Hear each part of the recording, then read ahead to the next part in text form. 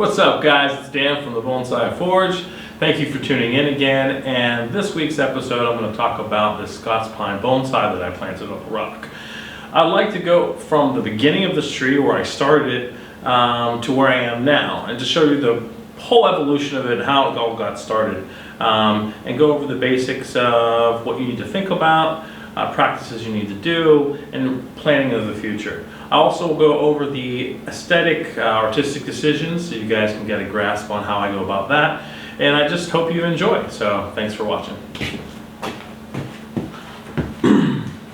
I started this tree 2 years ago. This is the third winter. And I started from a Scots pine that was just a simple Scots pine. It was in a nursery can, growing for a while.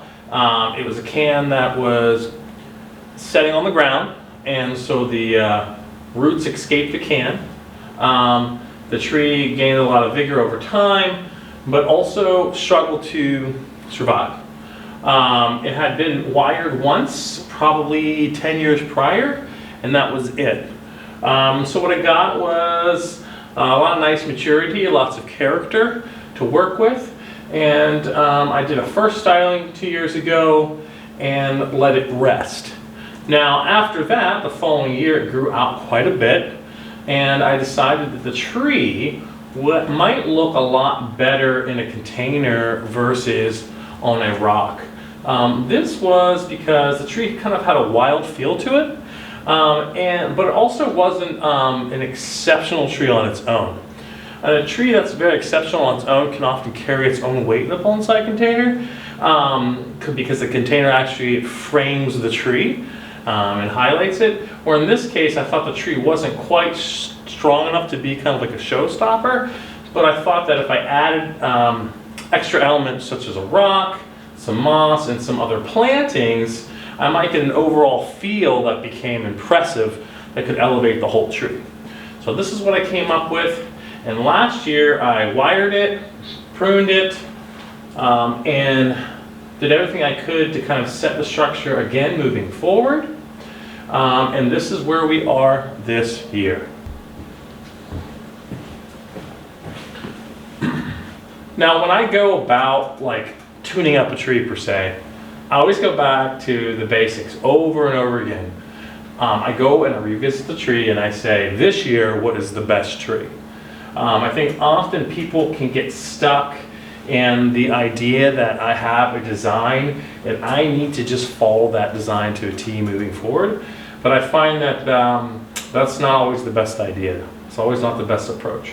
And the reason for that is often your first idea, as I learned in school, art college, is often your worst idea. And moving forward, as you make an idea, revise an idea, and keep on pursuing that idea, you find out that variations from that idea are probably better. And so I always remember that work is just that. It's a work in progress. And as you work on it, you will make progress as long as you keep your eyes open and think about other possibilities. Oh my God. So the first thing I'm going to do, generally speaking, is just clean this up. I'm going to get rid of this underplanting and all the dead matter from it, and remove all the dead leaves here, any of the dead foliage that I have here, dead needles from last year. Get that all cleaned up, remove some old wire, and then revisit the tree.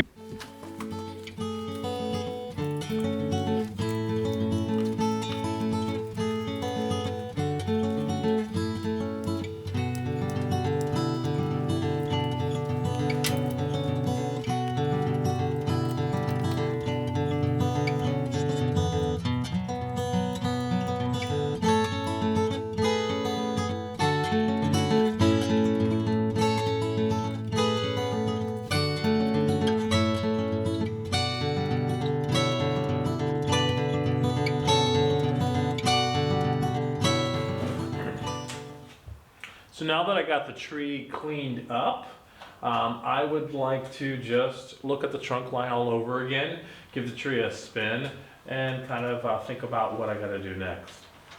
Now, first thing I notice when I spin this tree is that I've just got too much foliage for the size of the trunk line. And in fact, I would say we're just being distracted by the amount of foliage right now. The amount of foliage is so heavy that we're not appreciating the sinuous, interesting line that we have in here for a trunk. And so I think we need to reduce that to call more attention onto the movement, which means we need like a lighter, airier feel.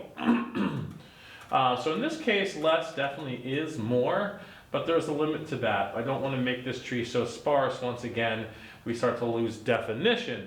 So let's move forward in the vein of cautiously removing what we don't need. First off, what I feel like we don't need is some of these larger branches in here. We could definitely get a lot more done with a less amount of branches. So I'm going to go ahead and remove some of those.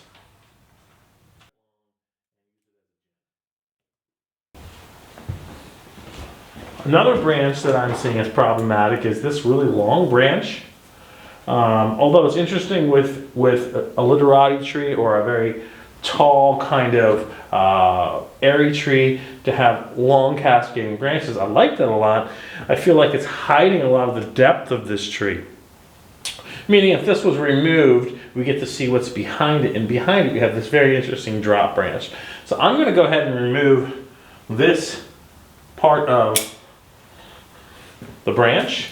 And already there we can see we open up, we're creating a little more space for the eye to get in and understand what's going on. Now already by just simply removing that branch, you can see we're getting a glimpse of the back branch there, which I think has a very nice shape.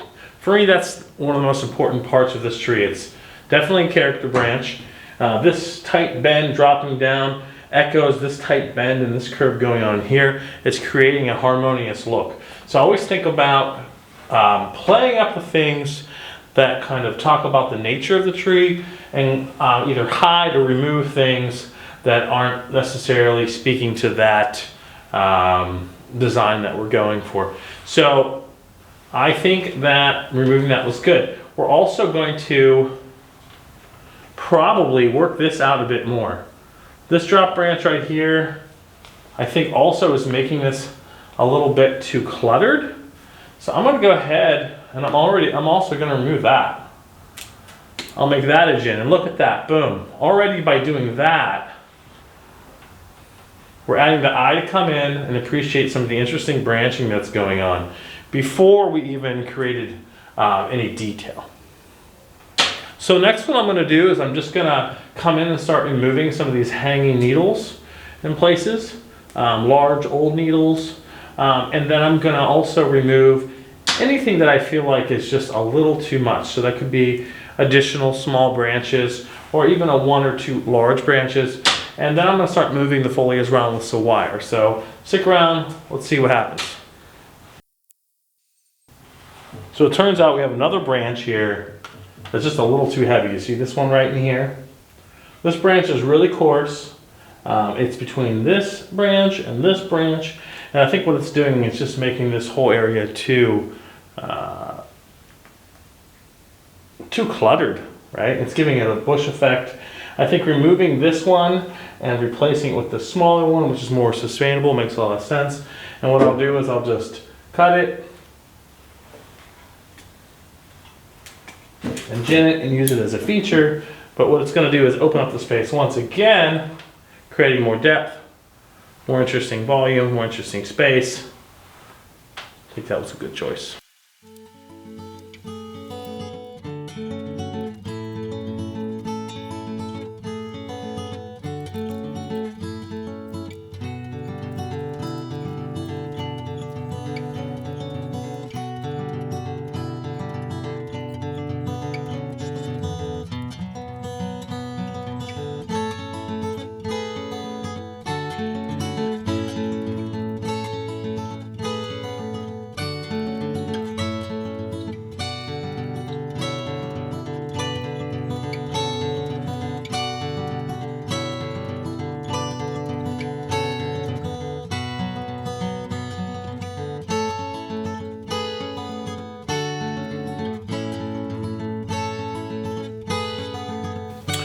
Okay guys, after a few hours of work, this is what I've come up with.